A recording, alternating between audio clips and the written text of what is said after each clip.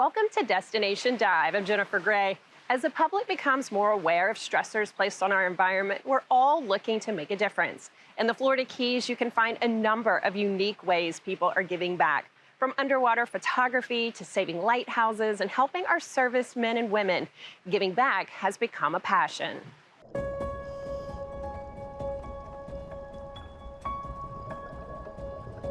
The waters in the Florida Keys National Marine Sanctuary are spectacular. Crystal clear blue, an abundance of fish, colorful corals. For thousands of divers and snorkelers who flock to the Keys each year, many want to capture the majesty of the ocean through photographs.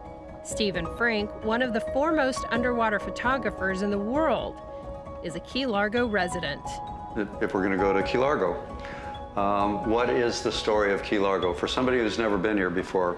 So clearly I'm going to talk about vast schools of fish, tropical fish, shipwrecks, the coral reefs, the typically shallower dives, but also some deeper dives like Deep Molasses or the Spiegel Grove or the Duane. Stephen is one of the world's most frequently published underwater photographers and the publisher of Alert Diver magazine. His past credits include photojournalist for Skin Diver magazine and director of photography for Scuba Diving magazine. Frank's career has taken him to many of the world's most iconic dive sites. He and his buddies consider Key Largo one of the most beautiful. We've all been here for decades, right? And we just stop and we look at each other and say, man, can you believe that this is 6 miles offshore and this is where we live? It's pretty astonishing. And one of Frank's goals is to share Key Largo's story. I want to let people know what to visually expect when they come here on holiday.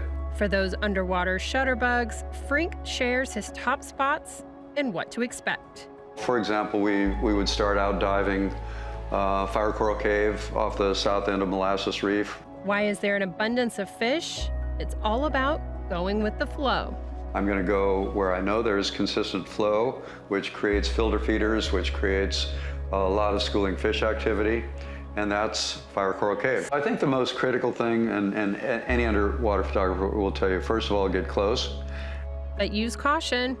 Close isn't necessarily bad with a skilled diver. Close can be very bad if you don't have good skills and all of your energy is tied into looking through that viewfinder. I think there is an obligation to preserve the visual history of the destinations we dive. It's all about creating little scenes or vignettes that tell a story. So I tend to choose areas that have not only concentrations of fish, but coral or soft corals or sponge, something that's going to make, again, this little vignette, that this may be 2 by 3 foot vignette. Next stop, the Benwood, a shipwreck with an intriguing history linked to World War II. So, it's a big wreck. It holds a lot of fish, and it's only in 40 feet of water. The perfect location for a perfect photo shoot, and so are some other wrecks. We'll dive the Duane if we can, the Spiegel Grove if we can, if we don't have too much current. We'll dive the Benwood, City of Washington, and maybe one of the shallow reefs like Banana Reef. There are a lot of other criteria besides location that count, and it's not always about sophisticated camera equipment. I don't know. I don't think that's the criteria. How expensive your camera? It's how sincere your passion. And Frank says fish and other marine life deserve respect. The way you approach a fish is very significant. You're not going to outswim them, so you might as well approach slowly, watch their behavior, think about how you can enter their field of flight so that you don't chase them off and get a tail shot.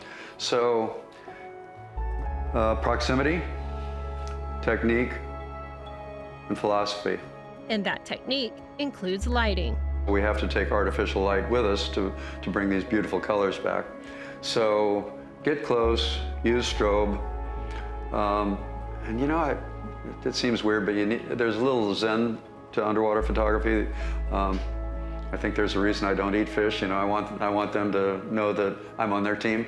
Want to see more of Stephen's amazing photos? We'll tell you how at the end of the show.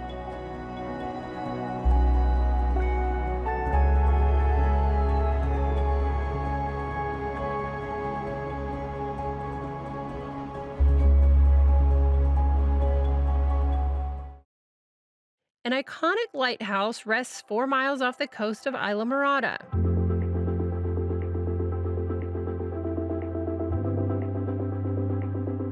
Named Alligator Lighthouse, this beloved Florida Keys beacon has a colorful past. Some people mistakenly think there are alligators living under the lighthouse, but that's not true because alligators live in freshwater habitats, not the ocean.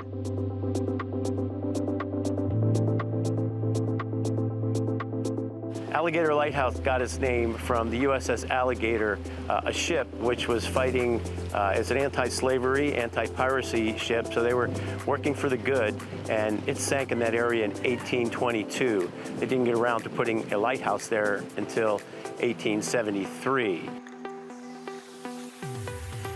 It is a shallow area of reef, so that's the series of lighthouses up and down the Keys mark shallow areas where a boat could run aground, cause damage to the corals that are out there, and do some real devastating damage. So it's in 6 to 8 feet of water, so it's very shallow, but such a beautiful place to snorkel and dive. And that's one of the 6 important lighthouses, a part of our history. Each year, countless visitors flock to Alligator Lighthouse, which is lovingly called Islamorada's Statue of Liberty.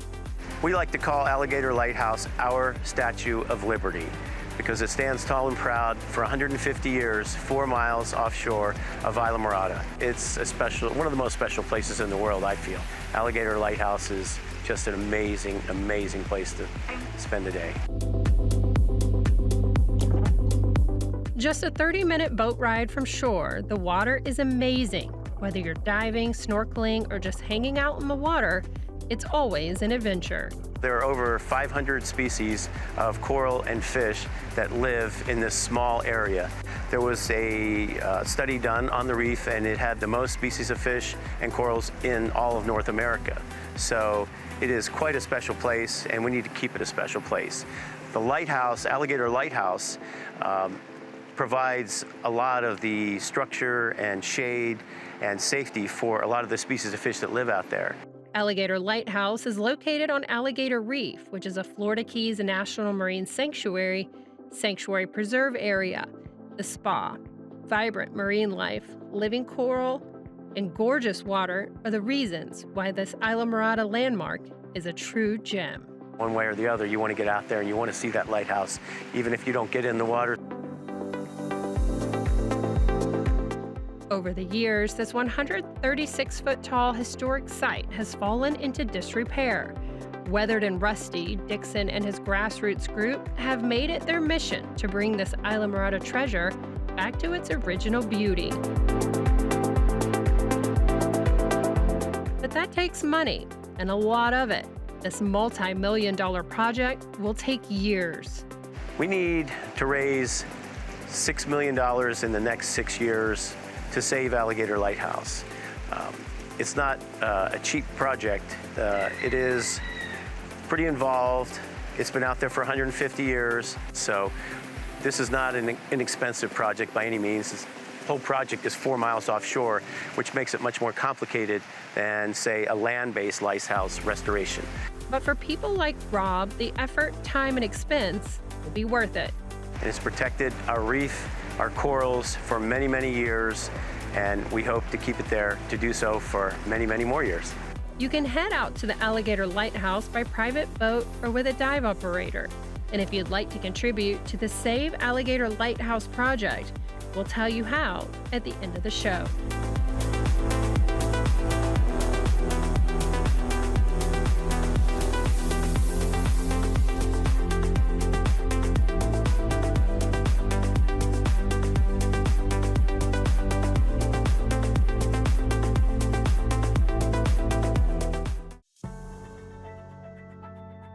Meet the queen conch.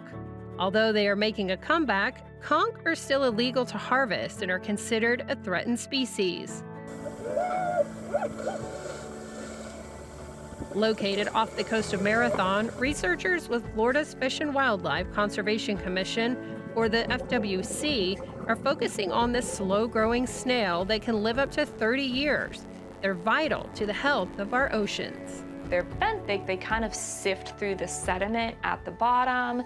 So they carry out what we call bioturbation. Essentially, in that sediment at the seafloor, it can get very stagnant, and having these queen conch stir it up every now and again allows for that sediment to be oxygenated. And these queens also play a big role in the preservation of corals and sponges.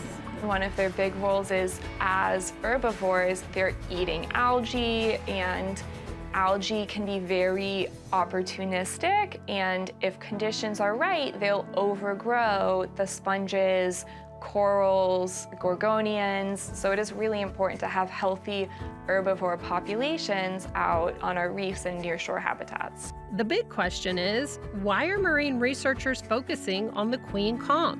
So in Florida, our nearshore habitats are very shallow, and we've also noticed that nearshore queen conch they're not reproducing. Researchers knew the decline of the queen conch almost a half-century ago had to do with overfishing.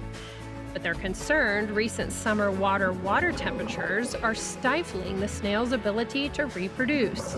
We are looking into the effects that having these extreme temperatures, very hot in the summer and then very cold in the winter. So what we've been doing is essentially moving them offshore where conditions are a little more optimal. They're better for the queen conch, and they can reproduce and then contribute to future generations of queen conch. Fragile ocean ecosystems are tied in some way to one another. The FWC is also looking into the role lobster play in keeping oceans healthy. I'm trying to understand the ecological function of lobsters and their importance to coral reefs.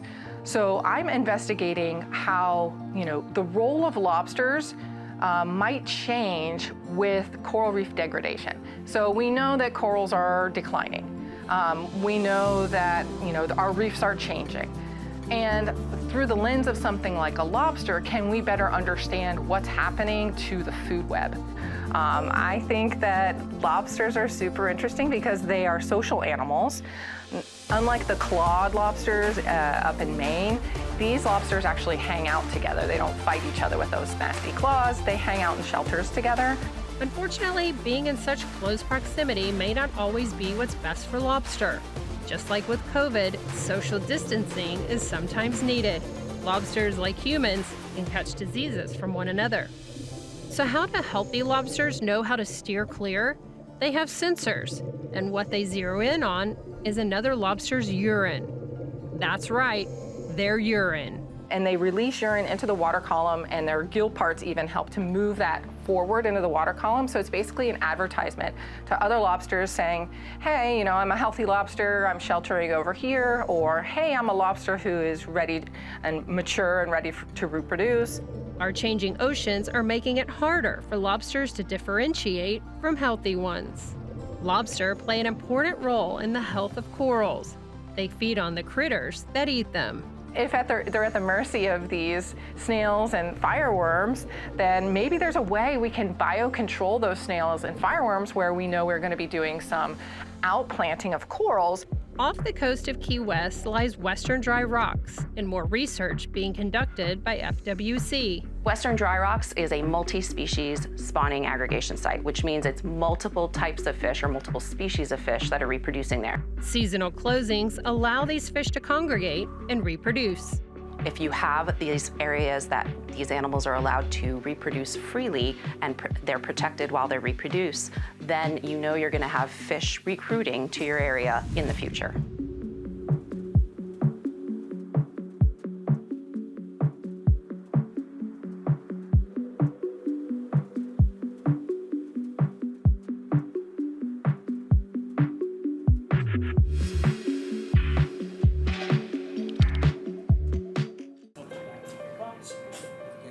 Down in Key West, there's an inspiring program giving back to military members. I was in the United States Air Force for 21 years. Like thousands of military personnel, once he retired, Zenowick was feeling a little lost. The transition is hard, So when you go to transition out, you've been doing something for so long, and You've been a part of something that was structured and disciplined, and that's all you're used to. Not only do soldiers leave behind a structured life, they're saying goodbye to lifelong friends. Definitely like an adjustment, because I'm used to having that really, really tight brotherhood and everything that I've had for the past almost a decade, and then transferring out into civilian life. They don't come out necessarily with a skill or something that's valuable. You take your average infantry grunt, Marine, when they get out, they don't have a lot of skills behind loading an assault rifle and taking a building down.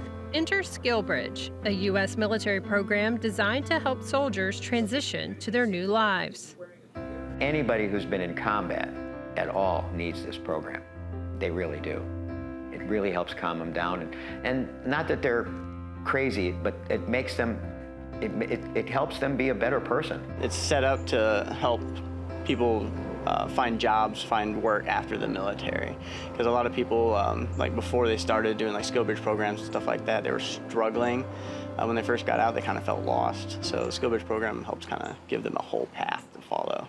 And that path includes a smooth transition to civilian life and a fulfilling career. The men and women here today are taking the plunge into a new career, the dive industry. Dive operator Captain Hooks has made a huge commitment to the SkillBridge program. For Captain Hooks, it's incredibly important that we are able to give back to military servicemen and women who have done so much for us.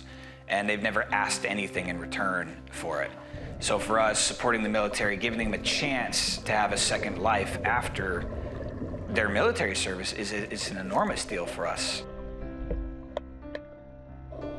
They come in relatively untrained, and we can walk them all the way through an open water diver, all the way through instructor, if that's their goal. They get it from soup to nuts if they want. They can tell us what they want, and they can tell us what they don't want, because it's their program. Months of training like this can mean a new career, including dive instructor and operator. Goal is to eventually make my way up to become an instructor and start teaching people how to scuba dive. But obviously, I'm working my way up to dive master now, and I'm almost there, and they're going to hire me on, so I'll be here for a good while. So giving them that skill set, those tools that they need to go in and say, I can be a valuable member of your team, I can slide in pretty seamlessly, I know how this industry works, and they'll be able to get jobs easier. And there's an added benefit to spending time in the water.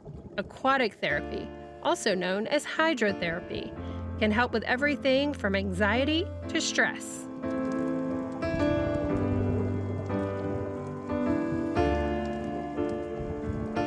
And with a calm mind and clear vision, anything is possible. I could have went and worked corporate somewhere and made a good amount of money, but then I don't think I would have been happy. If you love doing something and you're passionate about it, I guess it's good fuel for the soul. For people like Zenowick and Bairds, with the help of SkillBridge and Captain Hooks, they found their next calling. Before the military, I wanted to be a marine biologist.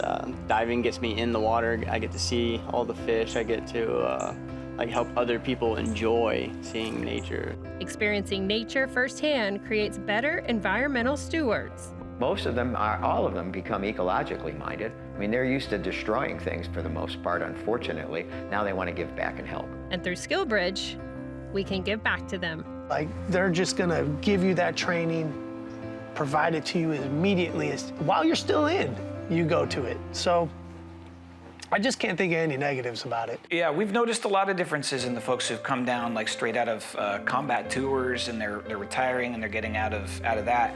Who've come down, and once they find that peace and tranquility of just being underwater, have really sort of, for lack of a better expression, found their way home. You can't help but admire these men and women who have served our country and the people who are dedicated to making a difference. I'm Jennifer Gray. Thanks for watching. See you next time on Destination Dive.